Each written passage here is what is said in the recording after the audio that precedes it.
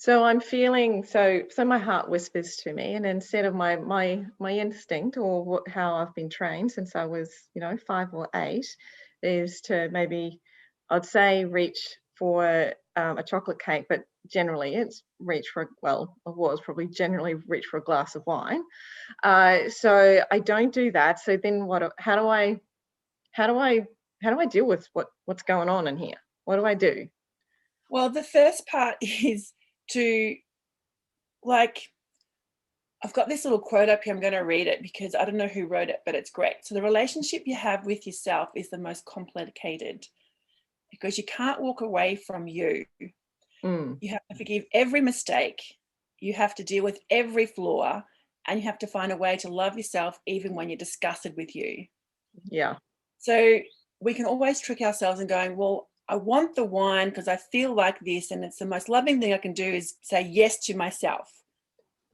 Then That we is have the correct. wine or we Yeah, have the cake, or but then does that serve our higher purpose of, does it make us love ourselves? Usually there's a beat up, if not at the exact same after time that, you're doing it, it's the not next far day. after.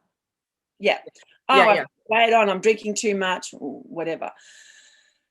So the first part is to get practiced at just accepting. Before you can love yourself unconditionally, you got to work out what your conditions are. I love myself when I'm feeling fit. I love myself when I'm feeling happy. I love myself when I'm being of service. I love myself when other people give me acknowledgement. yeah.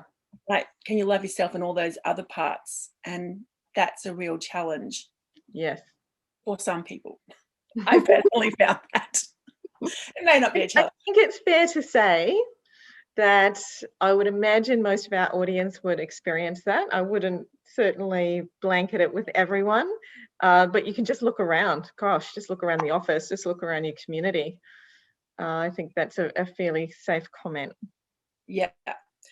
And so, like in your title, emotionally devoted, devoted is strong love and loyalty. So foremost, we continually abandon ourselves, and there's a, be authentic, express yourself.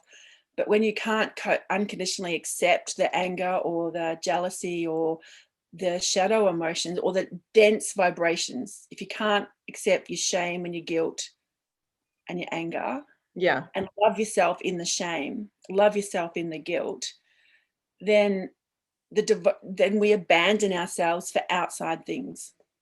mm, So it's actually some deep work about total acceptance, and that only comes from doing inner work, from yeah, consciously starting to identify, oh, I've got this emotion. And the trick is not to get in your head about it. You can't think about it. You have to feel it. yeah. And we're so used to being busy, and like that's what 2020 gave us, right? Time to sit still. But what went up? Mm. Alcohol sales,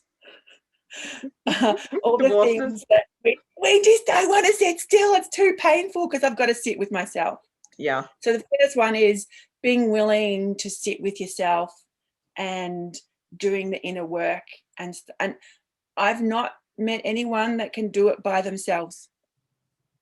Like, until you're trained, until you have enough self-trust that you'll always turn up for yourself, till you have enough self-trust that you won't abandon yourself, yeah, then you need outside support. So that's why your group is so amazing, because it's a place to turn up where you can start to see other people having the courage to express. And for anyone listening, if you haven't tuned into Brene Brown yet, she's a great example of someone having the courage to express mm, their humanity and their authenticity. yeah. And that is definitely the journey I'm on, is accepting all of those, as you said, the shadow emotions. And there's a lot's happened, and there's been a lot of acceptance and observance and understanding and love and compassion that I would usually give someone else, but to give to myself. Yeah. And I'm clear there's still a few to go. There's still some more happening.